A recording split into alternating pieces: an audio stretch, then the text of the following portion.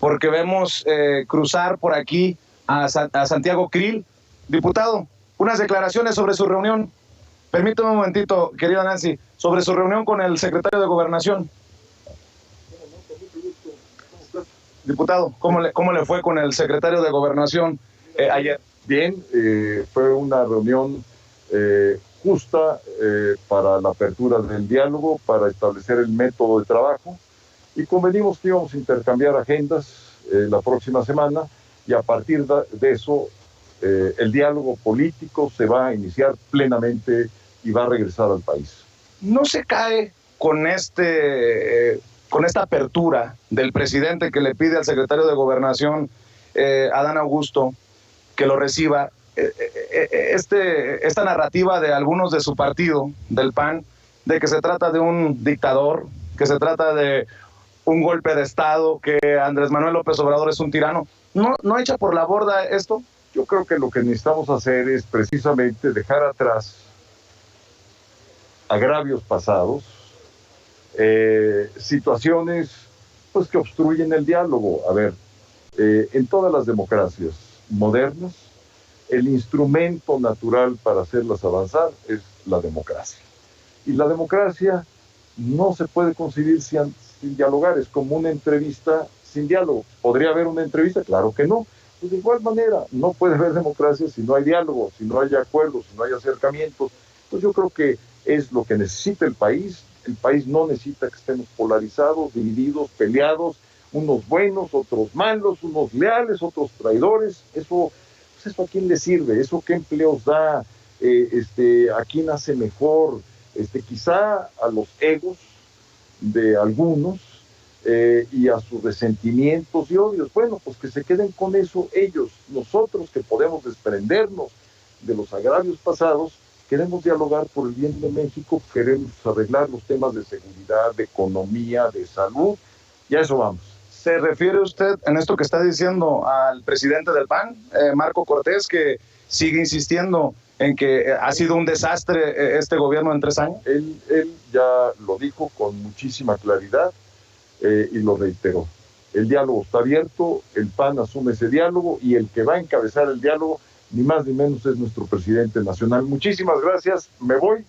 Nada más para despedirse, ¿hay autoridad moral para este diálogo cuando ustedes ya gobernaron y cuando se han dedicado desde su partido al golpeteo? Ya ve al expresidente Felipe Calderón hablando de un simulador en el tren. Una respuesta más. Mira, para poder dialogar hay que ver de frente hacia el futuro.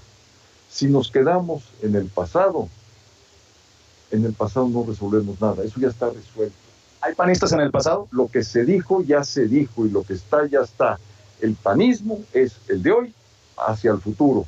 El mexicano y los padres de familia son de hoy para sus hijos, para sus nietos. Ese es el México que debemos ver. Si nos quedamos en el pasado, bueno, pues se puede, sí, se puede. Pero ¿cómo olvidarnos del pasado con una guerra contra el narcotráfico como la de Felipe Calderón, diputado?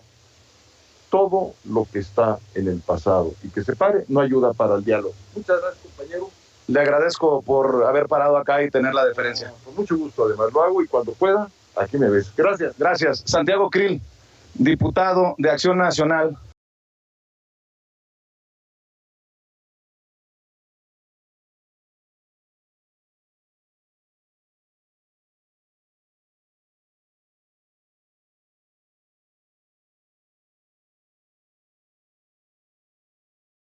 Déjenme ver si Gabriel Cuadri nos permite unas palabras para Sin Censura.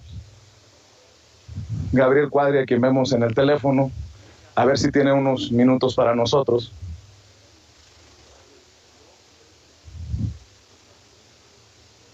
Permítanme un momentito para preguntarle si tiene tiempo para unas palabras, unas preguntas que nos responda.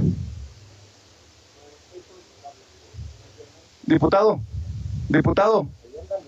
un par de preguntas. Un par de preguntas. Sin censura.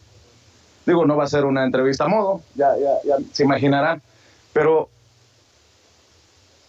oiga, a ver, ¿Qué piensa de la reunión de Santiago Krill con el secretario de Gobernación? Es un error, me parece un error muy grave, que sumado a la pleitesía que vinieron a rendirle al tirano, al autócrata, a algunos gobernadores panistas, yo creo que manda un mensaje equivocado al electorado, a la opinión pública.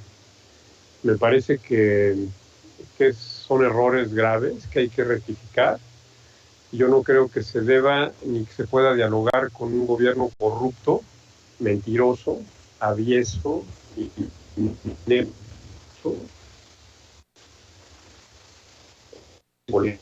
con un gobierno autocrático. No le da pena. Y mucho menos en torno a la contrarreforma energética que quiere el presidente López, que es totalmente aberrante. No hay nada que negociarle ahí, no hay nada que discutir al respecto, solo rechazarla de manera tajante y absoluta, ¿no?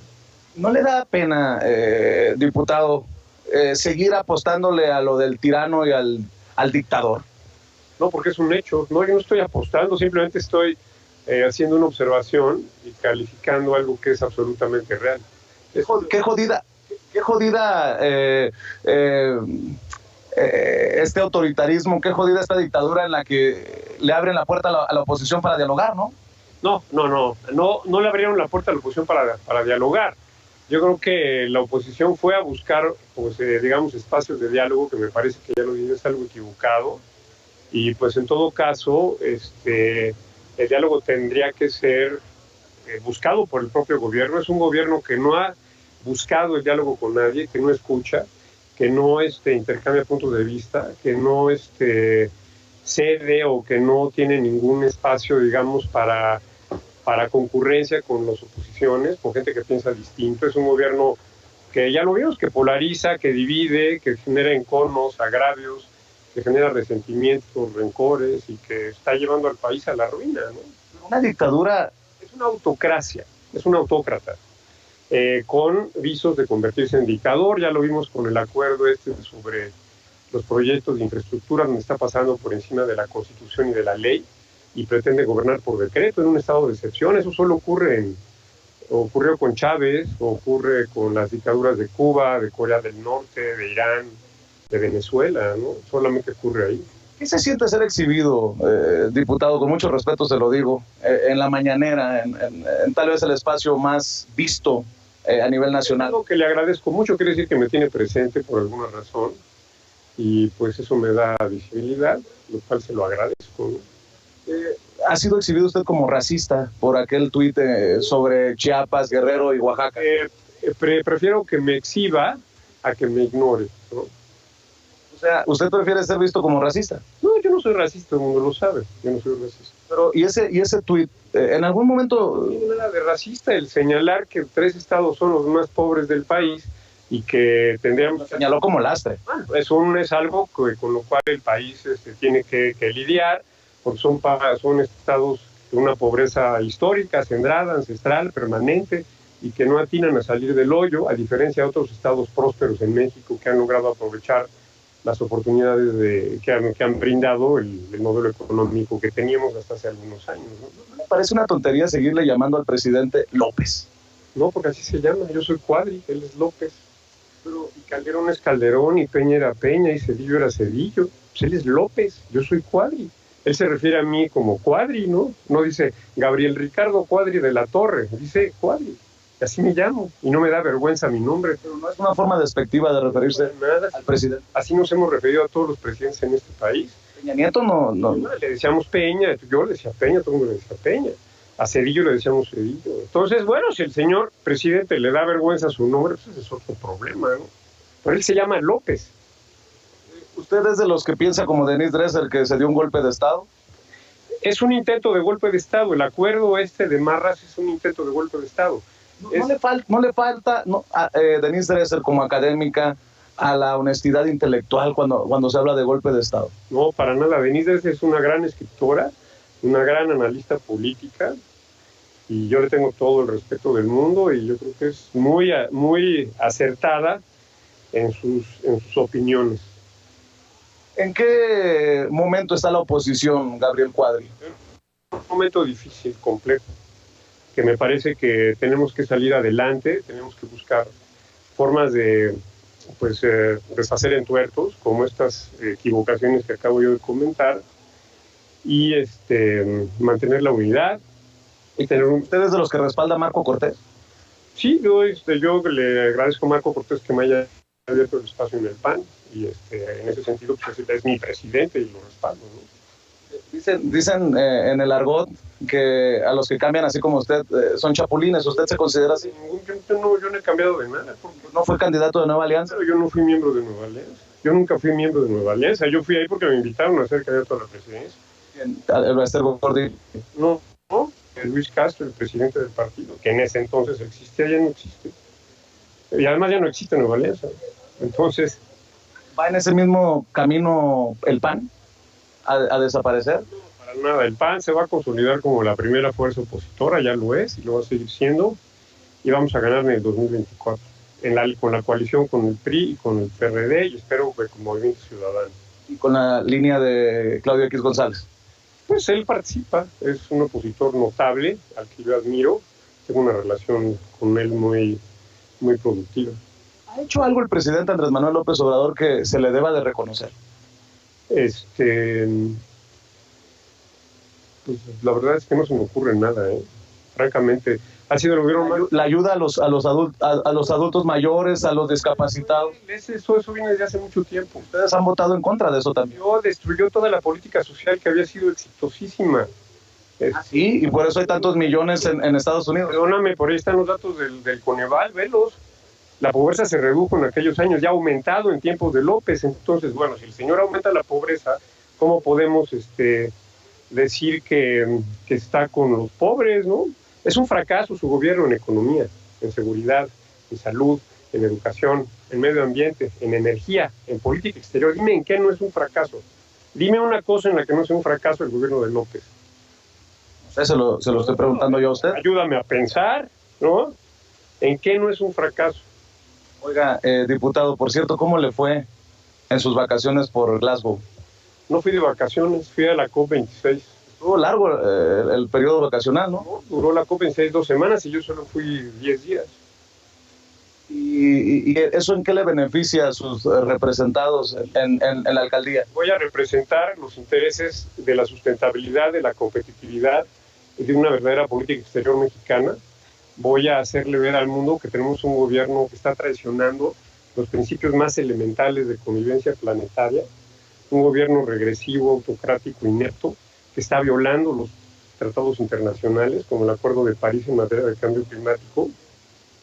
Y fui pues a dialogar, a intercambiar puntos de vista y a plantear la postura de la oposición en los temas que tienen que ver con el calentamiento global. ¿Qué piensa del periodismo? ¿Una entrevista? ¿Una entrevista? ¿O le molestan mis preguntas? No, no me molestan. No, para nada. Nunca me han molestado las entrevistas. No, porque se está quejando de que ya se alargó. Bueno, a ver, sigue pues. Al cabo ya voté. Sí. Ya voté. Bueno, pues vámonos. Vámonos. Es lo que estaba haciendo. Ya. ¿Sobre qué votó? Pues sobre los pueblos afroamericanos y demás cosas, ¿no? ¿Afroamericanos? Sí, los derechos de los pueblos afroamericanos y una serie de... Los pueblos afromexicanos. Bueno, son afroamericanos, ¿no? Somos americanos, ¿no? ¿Qué piensa del momento en el que estamos pasando los medios de comunicación en México, el periodismo? El presidente tiene una mañanera y en los miércoles habla del quién es quién en las mentiras. Lo ha señalado a usted, ha señalado a Carlos Loret de Mola como corrupto, ha señalado a Denise Dresser, pero también hay muchos que hacemos periodismo desde las redes sociales, desde nuestra independencia, y que podemos decirles a ustedes lo que pensamos. ¿Usted cree que de alguna manera democratiza la información el hecho de que nosotros estemos desde otras trincheras, tal vez diciendo pues que son unos caraduras, que son unos sinvergüenzas, que son unos cínicos, cuando hablan de lo mal que dicen ustedes va el país y se olvidan del pasado? Espérate. Que yo no digo que el país va mal, ahí están todas las cifras. Ve por favor los números. Ve desempleo, crecimiento económico, salida de capitales, balanza de pagos, inflación, todo está peor. Pero no se le olvide que estamos en medio de una pandemia. No, perdóname, los otros países ya salieron. La inflación en Estados Unidos anda por la de México. Hace mucho tiempo que no tenemos una inflación de este tipo. Tenemos un gobierno además que ha destruido toda la institucionalidad que teníamos para una economía moderna y próspera, un presidente que está actuando como un verdadero autócrata. Tenemos la destrucción del sistema de salud, del seguro popular, y no me digas que había corrupción, porque ahora es mucho peor la corrupción. Un gobierno corrupto que otorga la mayor parte de sus contratos sin licitación por asignación directa, que está corrompiendo al ejército, que está comprando con negocios a las Fuerzas Armadas. Ya no le da tantos latinos. A ver, ¿para qué quiere comprar? Bueno, espérate, a ver, es una entrevista. No me baje la mano. Es que parece que es lo que usted me está diciendo, lo que publica Latino. A ver, es que lo que parece es que tú quieres, promover tus opiniones a partir de una entrevista. O eres entrevistador o quieres que yo te entreviste a ti. Si quieres yo te entrevisto y te pregunto. Como quieras, ¿no? Total, es de dos vías. Que me imagino que eres apoyador y simpatizante del presidente López. Lo iba a decir con todas sus letras, dígalo. Y estoy convencido de que eres simpatizante de López. Y son no necesariamente. Son una especie de iglesia, de cofradía, hay que decirlo, es un tema de fanatismo y que refleja muy bien el fenómeno del populismo. El populismo en América Latina es una enfermedad de la cual ya nos contagiamos, que va a ser muy difícil salir, que nos va a costar muchos años salir, mucho esfuerzo, sangre, sudor y lágrimas. Y lo estamos pagando y lo vamos a pagar de verdad que muy, muy caro.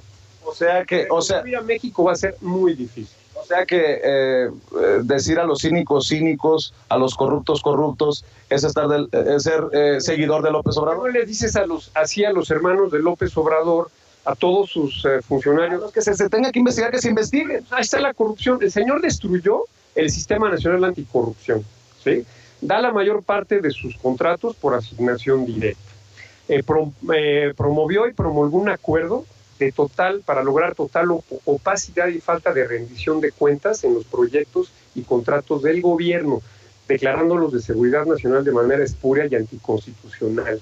Quiere darle todo el poder a las Fuerzas Armadas, quiere comprar al ejército con negocios. Dime, eso solo sucede, ya te lo dije, en Irán, en Corea del Norte, en Cuba, en Nicaragua y en Venezuela. ¿Para qué lo quiere hacer? A ver, ¿por qué quiere comprar al ejército el presidente López? ¿Por qué? ¿Te imaginas algo?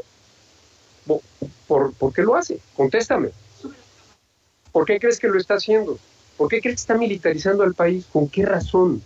Hay una motivación detrás de esto. Y si ponemos a pensarla, es terrible, ¿eh? Es terrible. Militarización del país cuando Felipe Calderón sacó a la calle a los militares en su momento. Y el número de asesinatos es mucho más alto que con Felipe Calderón. El crimen se ha apoderado de territorios completos de la nación. El crimen gobierna ya, literalmente se ha convertido en... ¿Dónde? En Guerrero, en Michoacán, en Tamaulipas, en Guanajuato. Las denuncias ante la autoridad correspondiente. Perdón, yo no soy autoridad para denunciar, ni tengo capacidad de denunciar.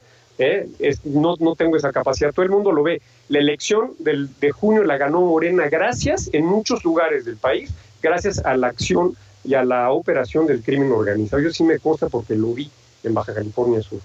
O sea, Morena está convirtiendo a México en un narcoestado militarizado. Eso es lo que está ocurriendo, una corrupción absoluta de las...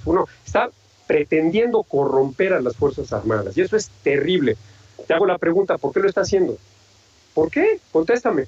No, pues si usted lo está exponiendo, usted debe de saberlo. Yo creo porque el señor López quiere quedarse en el poder, o él mismo, o a través de alguna marioneta o algún títere en forma de un maximado. O piensa romper el orden constitucional en algún momento, prolongando su mandato, y para eso necesita el ejército. ¿Y qué piensa del 70% de aprobación del presidente? ¿Qué piensa de las 250,000 personas que llenaron el Zócalo? Pues mira, de las últimas 250,000 son acarreados, tú lo sabes, lo sabe todo. ¿Qué pasó? No se burle, así como usted. Eso lo hacían todos los presidentes priistas que acarreaban y llenaban el Zócalo, perdón, pero eso lo hizo Salinas, lo hizo López Portillo, lo hizo Echeverría, lo hizo todo el mundo. O sea que yo soy un chairo borrego si le digo que yo que reporté desde el Zócalo, le digo que usted está mintiendo. No me pongas palabras que yo no dije, eso lo dijiste tú, no yo. Porque ahorita se quedó con las ganas. Entonces, bueno, sí, es muy fácil acarrear 250,000 gente al Zócalo. Ahora, ¿por qué sigue siendo tan popular? Déjame. ¿Fácil? Espérate, me preguntaste una cosa, te la voy a responder. Todos los populistas son populares por definición. Trump, ¿no? Chávez sigue siendo popular habiendo destruido a Venezuela y seguía ganando elecciones. Los hermanos Castro siguieron siendo populares en Cuba a pesar de la devastación de su país. El mismo Ortega es popular en Nicaragua. Entonces, la popularidad, te digo, es parte de un síndrome, de una enfermedad, de un contagio que sufrió México de populismo, y además es el tema de los subsidios. El señor presidente López está desmantelando a la administración pública y los servicios públicos para transferir masivamente recursos a subsidios clientelares, para comprar el voto y la voluntad de la gente. Eso hacen los populistas, y es lo que está pasando en México. Y por eso es popular. A mí no me extraña que sea popular. O sea que la gente que respalda a Andrés Manuel López Obrador está enferma. No está enferma. Muchos están confundidos, son ingenuos, están desinformados o están comprados literalmente a partir de subsidios y dádivas clientelares. ¿Y qué le dice la gente, por ejemplo, que recibe una ayuda como adulto mayor?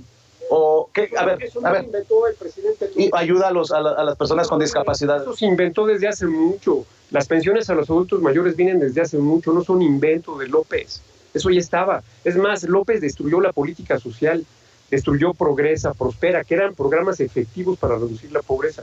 En los años del presidente López, si ve los datos de Coneval, ya los conoces, ha aumentado la pobreza. Entonces, ¿de qué sirven sus programas sociales?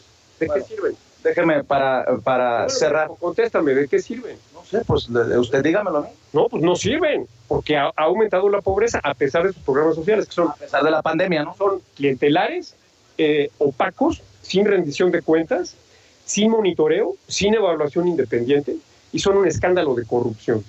Es una corrupción verdaderamente brutal, nunca vista en el país. Lo estamos viendo ahora en forma escandalosa. Un par de cosas para cerrar. Me imagino cómo va a votar en la reforma eléctrica. Si se llega a presentar y se llega a votar en el Pleno, por supuesto que voy a votar en contra. Es una aberración. Es algo totalmente, digamos, una regresión absurda a una época que ya pasó, una época de monopolios, trata de restaurar monopolios, trata de matarnos con el consumo de combustible y el uso de combustible en las termoeléctricas, trata de violar el Acuerdo de París en materia de calentamiento global, trata de hacer más costoso el sistema eléctrico porque se van a elevar los costos y por lo tanto las tarifas.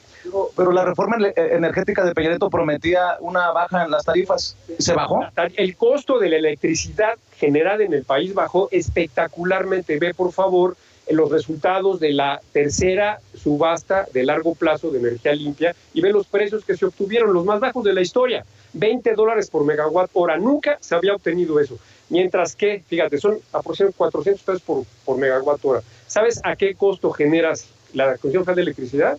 Entre $1,600 y $2,000 por megawatt hora. Ahí lo tienes.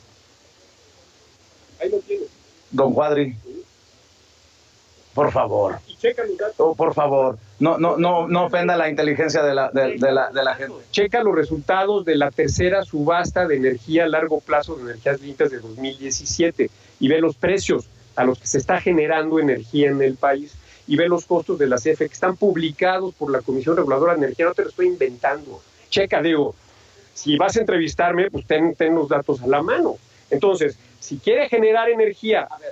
Pero, a ver, no me baje el micrófono. Déjame cara. Si quiere generar energía con las centrales de CFE que cuestan 3 o 4 veces más caras, lo único que va a ocurrir es que van a tener que subir o los precios o los subsidios. Vamos a acabarlo pagando los ciudadanos de todas maneras. Y además nos va a matar con más contaminación por combustóleo en las termoeléctricas de Tula, de Tuxpan, de Salamanca, de Manzanillo y otras más que hay en el país. Eso estoy hablando solamente de las de combustóleo, sin hablar de las de diésel, que también son terriblemente contaminantes y todavía más caras que las de combustóleo. Y para acabar de decir, fíjate, gracias a la reforma anterior, del 2012 al 2013... Los moches. Espérate. Vamos a ser serios. Bueno, vamos a ser serios. Hablando seriamente. Oiga, hay un tipo en el bote del PAN que es por los moches. Mira, los corruptos que vayan a la cárcel. Pero a ver... son los corruptos. Después de esa reforma, se logró que por primera vez la Comisión Federal tuviera utilidades.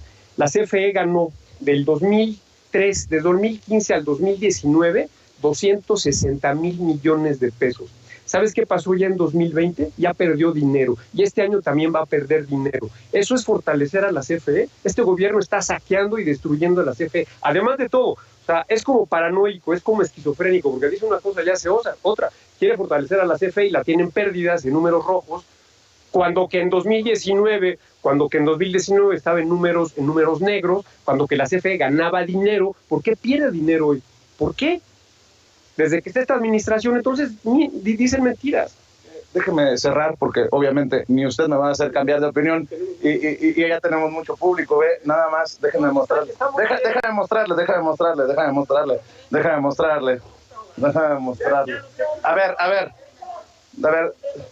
A ver, diputado, a ver. ¿Y por qué no gritan que es un honor estar con Obrador? Grítenlo. Está bien. Entonces, ¿y se burla de la gente usted? No, yo no me burlo, simplemente soy es lo poco que saben decir, es un honor estar con Obrador. Es una pena. Creo que hay otras cosas que se les han dicho a ustedes, ¿no? Creo que al final ustedes son los que también le tienen que dar la cara a la patria. ¿Le estoy dando? No, ¿Sí o no se le estoy dando? Sí, y le quiero agradecer por eso. Y te agradezco a ti también. La verdad que ha sido muy interesante tu entrevista, así con tensión y con acalorada, pero bien, te felicito. A ver, ¿cuál es el gobierno que extraña más? ¿El de Peña Nieto o el de Calderón? Depende en qué. En las reformas estructurales, el de Peña Nieto. En los moches también. Digamos, en poca corrupción, el de Calderón. Poca corrupción. Oiga, a ver, espérese, señor Cuadri, ¿quién está en el bote acusado de narco? Siempre ha habido corruptos en todos los gobiernos mexicanos, perdón, siempre, y aquí en este gobierno hay un chorro de corruptos que están libres. Pero dice Calderón que no vio ni escuchó absolutamente nada. Seguimos platicando, déjame votar, ¿no? Vote, y ahí me encuentra, ya sabe dónde me encuentra. Pues, le agradezco mucho. Al contrario, te agradezco mucho a ti, creo que eres un gran periodista, muy incisivo. A ver si es cierto. Aunque eres Chairo 100%. Ya ve, quería decírmelo, pero no se animaba. Bueno, pero es cierto, ¿no?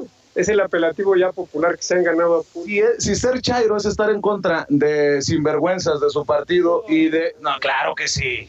Hay sinvergüenzas en todos los partidos y tienen que estar en la cárcel, todos. Y también de personas que sacan su clasismo y su racismo como usted en tweets, pues está cabrón, ¿no?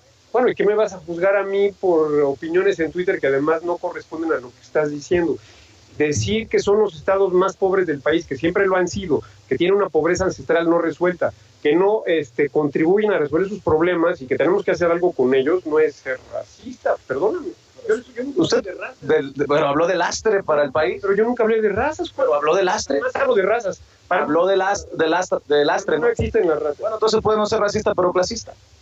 Asúmase, pues si yo me asumo Chairo, asúmase usted clasista, ¿no? No, yo no sé qué quiero decir. ¿Qué quiere decir clasista? Bueno, fifi.